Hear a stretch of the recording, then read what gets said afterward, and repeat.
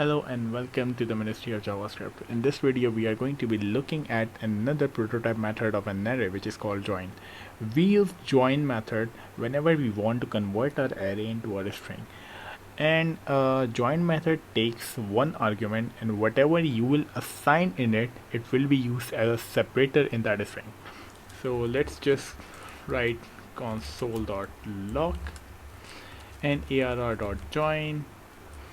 If I come over here and if I take a look, then as you can see that a new string has been created, but right now it is comma separated because we haven't defined our argument yet. If you will not pass the any value inside the first argument, then it will separate out all the element as a comma separator in your string.